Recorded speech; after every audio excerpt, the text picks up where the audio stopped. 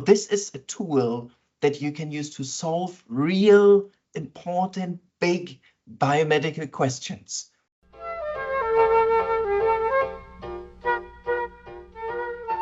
Good morning, Ben. It's great to have you here. Thank you very much for giving us your time to have this interview on the first edition of Fine Focus, where we will learn a bit more about our very nice imaging scientists in South Africa. So, yeah, Ben, you are very well known in South Africa. Just one of those people where everyone knows who's the microscopist in South Africa, and Ben Loos' name is always in that list.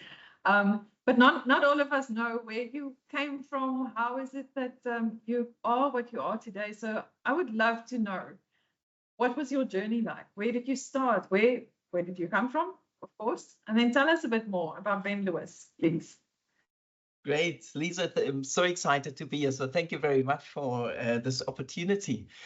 Well, I think microscopy for me, it started at undergraduate already, where I was quite, enjoying the basic histology, and I noted that other students seemed to somehow come to me for questions, but I just love to actually dive into the tissue and the cells and to try and see what's going on there. Be it in embryological development, that cells are changing and migrating or differentiating. I found it just absolutely fascinating. And then in my postgraduate studies, I was exposed for the first time for me to immunofluorescence-based techniques. And so there suddenly you could see, we stained for a single protein, I don't even remember what it was, but that you could see in the cell single, protein clusters telling, a signature of molecular arrangements, what's going on in that cell. And that was quite a moment to say, wow, this is what we can do with microscopy.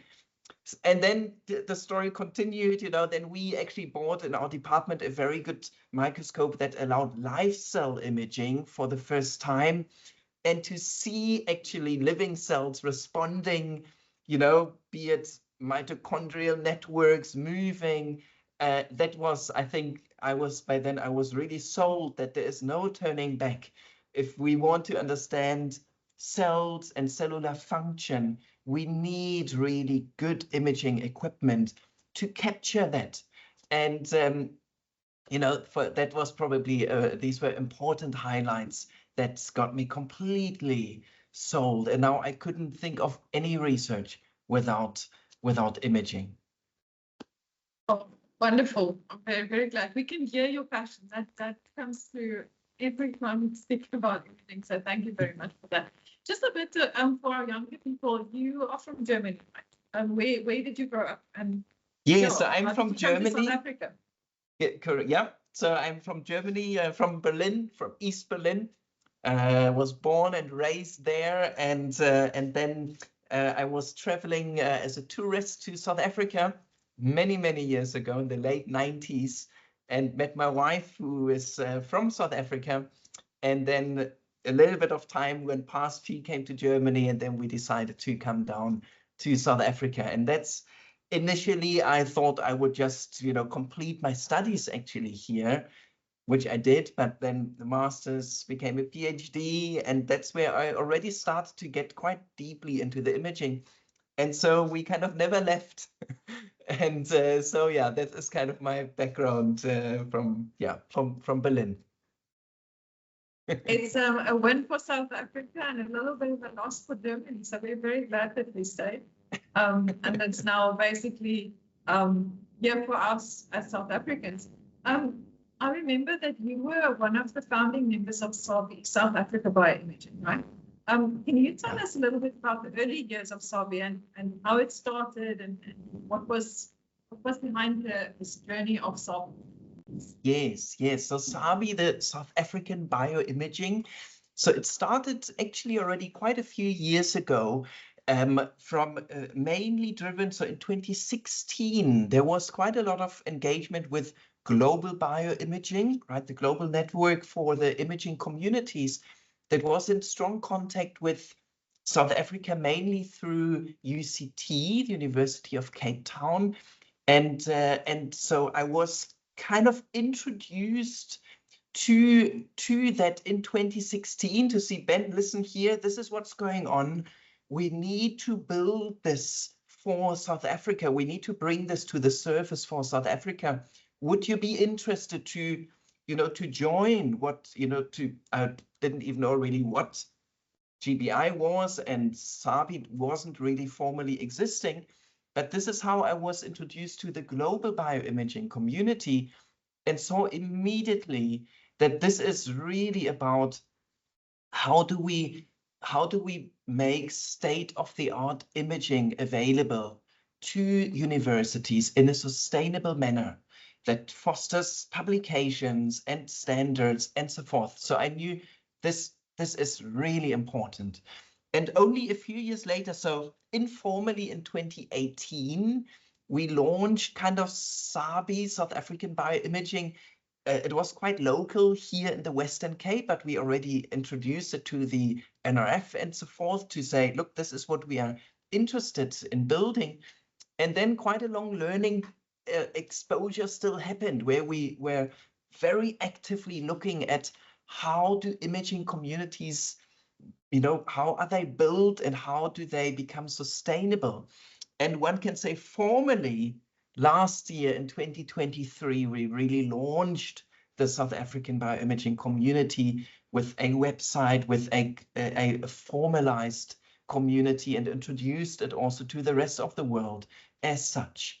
And so there has been quite a development, but the characteristics and the nuts and bolts have only kind of been fleshed out, I would say, in the last 1 to 2 years.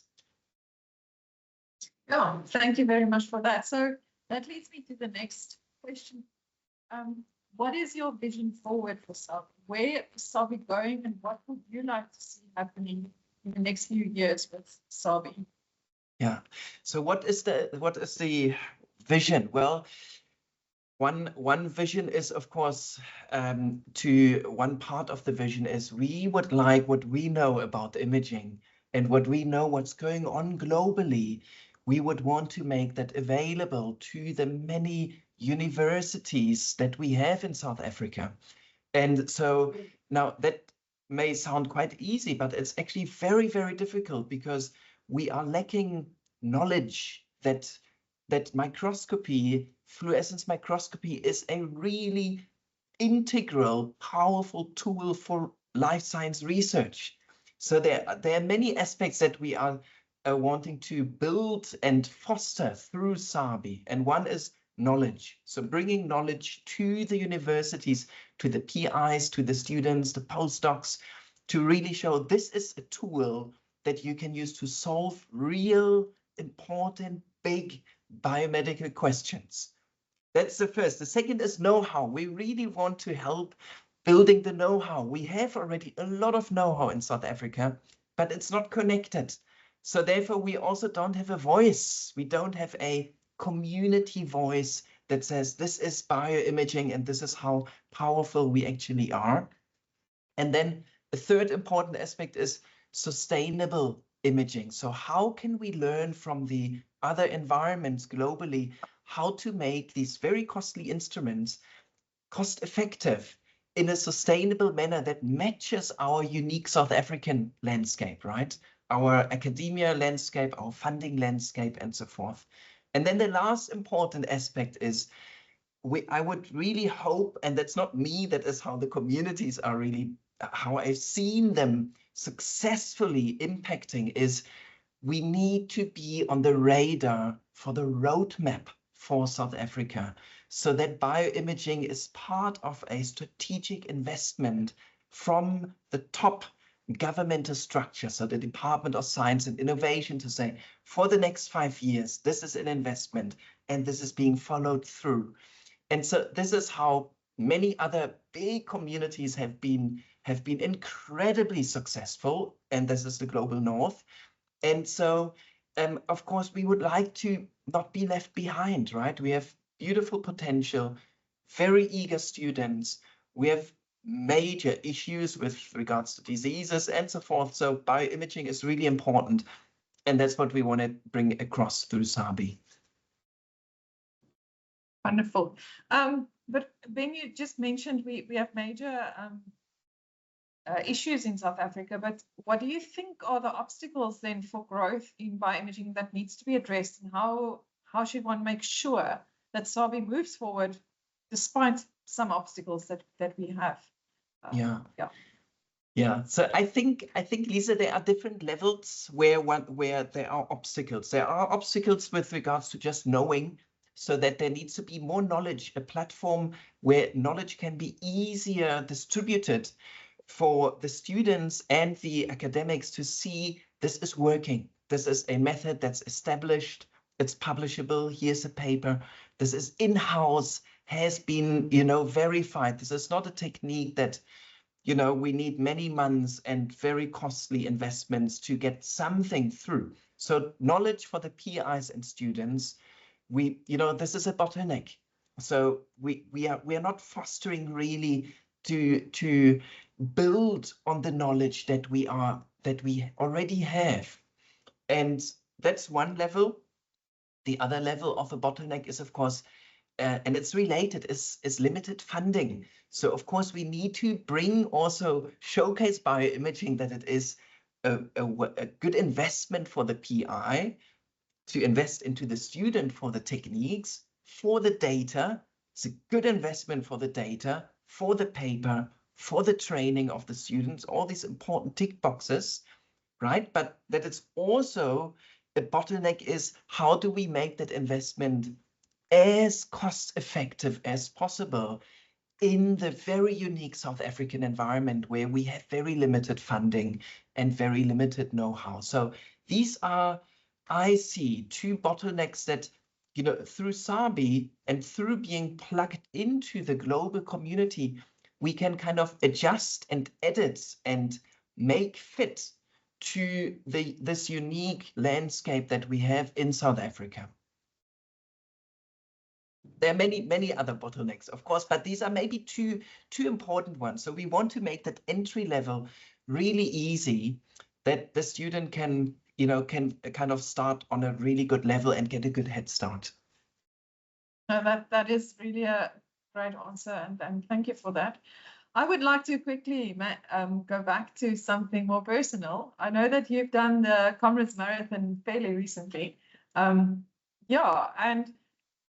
if I'm not wrong, you can correct me, but you've done the back-to-back now, right? You've done down run 1 year, and then the next year you've done the up run, right? And I also have an idea that you didn't do it just for the medal. So please tell us about your journey with Comrades as well. I know it's not imaging, but we want to know the person behind this as well, please. Thank you, Lisa. Yeah, so that's so the Comrades is this ultra marathon, this South African ultra marathon that is a very nice reflection, I think, of our societal kind of fabric, because it's a race of grit and perseverance and making things possible. And so I was quite keen to enter it. So I trained for it. It was quite a long, wish of mine. So I trained last year and it was successful. And I wish to do now the up run this year. And I linked it to actually raising funds for postgraduate students in our faculty, because we do have, of course, many challenges. And one is that students, we have many financially vulnerable students, where I'm always amazed about the grit and perseverance of our postgraduate students. What we don't see, where funds are being sent back home, the whole bursary sent back home so that the family can live. Medicine needs to be bought and so forth. So I use it to also raise funds for postgraduate students' bursaries. Yeah, thank you very, very much, Ben. And that's very motivating, I think, for the general research community. We are actually part of community, and we know that some of the postgraduate students have a lot tougher road to get to be in front of the microscopes that we have compared to others. So yeah, thank you very much for that. Ben, I think we can conclude our conversation here, but I want to say thank you very much. It was really great to hear from you and to understand where you're coming from, SABI, in the next few years. So yeah, thank you very much. Wonderful. Well, Lisa, thank you. And we are very excited. So, we will be very happy if, students, PIs reach out to SABI. This is really the community that, this is what this is there for. And yeah, we are super excited about the time ahead. Thanks so much. Wonderful, wonderful. Thank you very much, Ben. And, yeah, goodbye. Have a fantastic day.